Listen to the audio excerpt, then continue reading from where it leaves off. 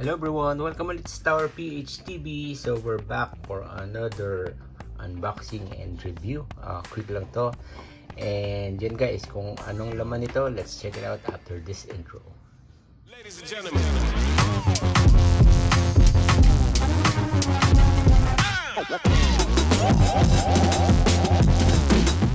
Yan guys, so before we start, I would like to give a big shout out sa aking sister ulit, kay Rita. Ayan, so siya kasing medyo mahilig bumili ng mga ganito.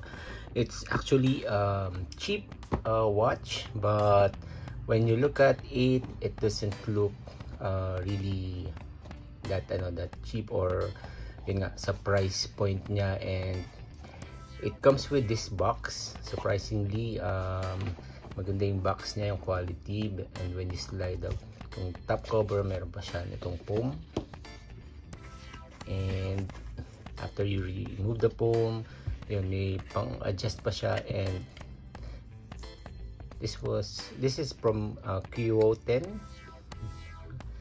First time I heard the brand. It comes with this battery, and yun guys, I basically call this the simplest one of the simplest watch I've seen. And probably pag tinignan mo to, no, it's something that Batman would most likely wear because of its small simple black color. Plastic yung material niya, but since I don't have so much information about this one, I really don't know where or what material it is made. And yung finish ng kanyang paint is matte black, so if you see, walang masyadong shine kahit tapat mo sa ilaw. And yung pinaka face niya is almost all black, except yung sa needles niya or yung hands niya, which are glossy black. I'm not sure if this is no, it's not glow in the dark. But yeah, this is a simple watch, black one, very light. And as said, parang ito yung watch na isusuot ni Batman. So going to our details, or we're going to open our yung ating maliit na weighing scale. And let's just wait for it to normalize to 0. It's just taking so much time. Medyo matagal tayo hindi nakapag-watch review kasi, so medyo natenga siya, or medyo matagal siyang natago. And of course, our digital caliper. So if you turn it on, yan, medyo malabo na rin siya. So I think it's about time to change their batteries. So yan, nag-0 na siya. And yan, let's just see na mag 0 grams siya up to, so you can see clearly ano siya kabigat. Yan, as you can see, it's just 41.81 grams. So ganun siya kagaan guys. And yun nga, materials niya medyo parang plasticky. So yep, pag suot mo siya, medyo magaan. As in, sobrang light. Less than 50 grams. And going to the measurements. So yung pinaka face plate niya and is 39.8 mm. So pwede ito sa unisex dahil medyo maliit lang yung face plate niya. From top to bottom, it's still parang medyo squarish siya, no? Tapos yung pinaka window niya, yan, it's just about 31 mm. And yung width niya dito sa part na to is 29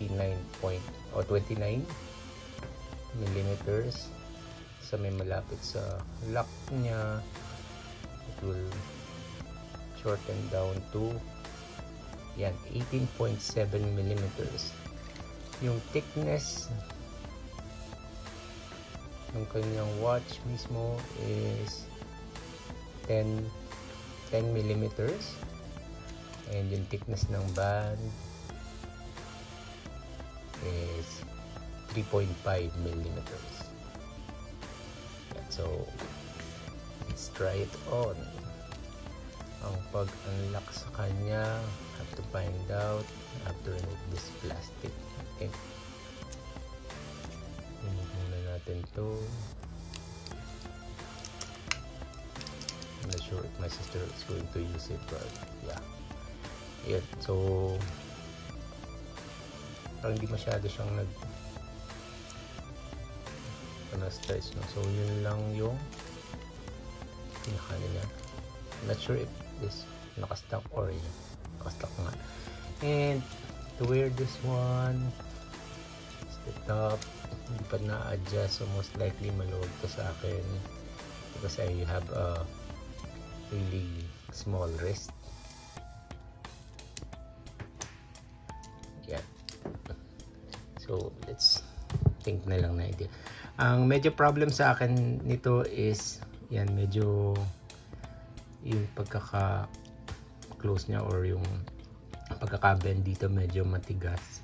So even if I shorten up the band, parang medyo ano siya, hindi nasasagad sa wrist ko. Let's try to add some light. Hindi siya nasasagad sa wrist ko, medyo wide ang dating. So even if I shorten this one, parang hanggang ganyan lang. So for a small wrist, people medyo mahalata na naka-extend siya dahil hindi masyadong mabend. But and for wider wrist, people medyo, I think okay naman. Okay na okay siya. Kaganda niya, no? Napaka-simple niya. Plain black. So as said, tawag ko nga dito ngayon is medyo parang Batman watch. So someone that simple guy who's wearing black, going out at night, would try to wear this. Ang drawback lang niya, kahit na non-reflective mostly nung parts ng watch, yung pinaka faceplate niya is still mirror and nagre-reflect ng light. So yun, so siguro kung may non-reflective coating yung ano niya, yung mirror niya, it's a good watch na for those who want to go at night. Pero yun, sa mga nagustuhan ko nga sa kanya is yung simplicity niya. Ang pinaka-highlight lang niya actually is yung glossy yung glossy needle sa gitna, yung mga hands niya. So glossy. So yan guys, what are your thoughts on this watch? Again, big shoutout sa aking sister na si Rita. She bought this one sa online shop lang and medyo on the cheaper side lang siya. I think it's under 500 pesos or under $10 if you convert it. Yun, so other watches, marami pa siyang meron pa siyang isang we're going to do another review, I think almost similar to this one, to this Batman watch, but on a different color. So yun guys, watch out sa video na yun. And before we end, I would like to give a big shout out sa ating mga members na si BF Angel Mendoza and Soul, and si Sis Geb Hampas Lupang Burgess. Also big shout out kay Daddy HLJ, kay Mami Belsato, Tisan si Baitesha, kay Mami Madselen, and kay Jung Collab. So big shout out po sa inyo. Big shout out din sa ating mga kaibigan na mukbangers, ASM artists, content creators, vloggers, gamers, action figure collectors, and trading card collectors. And yun guys, if you like these kinds of videos, please to subscribe to our channel Tower PH TV, and don't forget to hit that notification bell para ma-notify kayo pag meron pa tayong mga bagong video. So maraming salamat sa pag-join guys. Again, this is Albert Remo from Tower PH TV, and kita-kita po ulit tayo sa ating pa mga susunod na videos.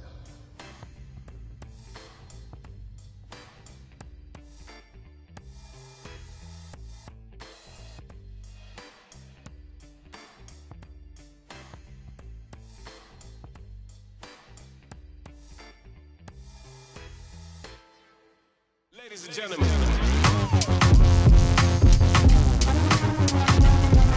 What?